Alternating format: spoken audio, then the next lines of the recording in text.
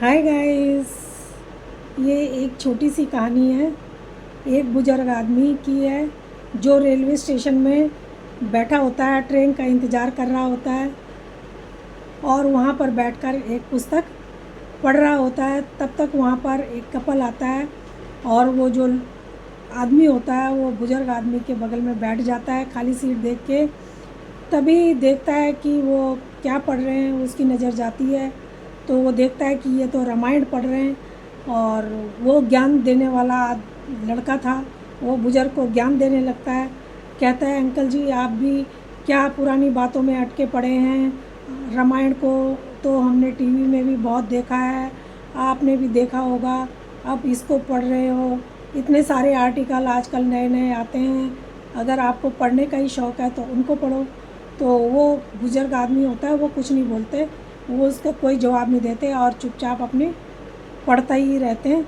और लड़का भी चुप हो जाता है। फिर इतने में ट्रेन आ जाती है, वो बुजुर्ग आदमी ट्रेन में चढ़ जाता है, वो लड़का भी दौड़ के ट्रेन में चढ़ जाता है और भूल जाता है कि उसके साथ कोई और भी था।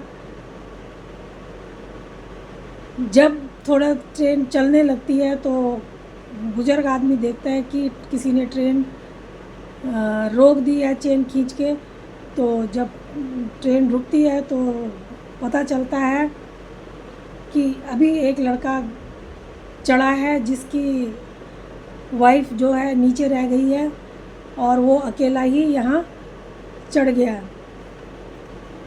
बुजुर्ग आदमी देखते हैं कि वो लड़का जाता है और अपनी पत्नी को लेकर के गाड़ी में चढ़ जाता है। तब वो लड़के को बोलते हैं कि बेटा अब मैं तुम्हें ज्ञान देता हूँ, अगर तुमने ये रामायण पढ़ी होती तो तुम्हें ज्ञान होता कि तुम अपनी फैमिली के साथ में आए हो तो पहले तुम्हारा फ़र्ज़ बनता है कि उन्हें चढ़ाना चाहिए था, फिर तुमने चढ़ना था। तुम तो खुद ही पहले पहले भाग के ट्रेन में चढ़ गए। एक दोहा है, जब वनवास के लिए श्री रामचंद्र जी जाते हैं तो माता सीता और भाई लक्ष्मण को अपने साथ, जब उनके साथ वो जा रहे होते हैं तो पहले रथ पर माता सीता को चढ़ाते हैं, उसके बाद भाई चढ़ते हैं और राम जी चढ़ते हैं।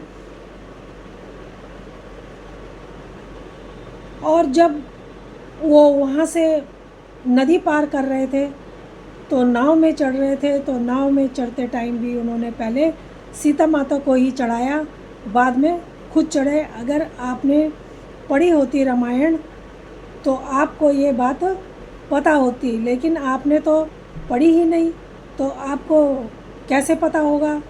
आपने उनको नीचे छोड़ दिया और खुद गाड़ी में चढ़ गए। छोटी सी कहानी है, इन्हें ऐसे ही पढ़ना चाहिए।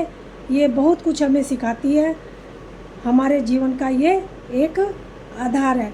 तो दोस्तों ये कहानी कैसी लगी, अगर अच्छी लगी हो तो प्लीज़ लाइक और सब्सक्राइब ज़रूर करना। धन्यवाद।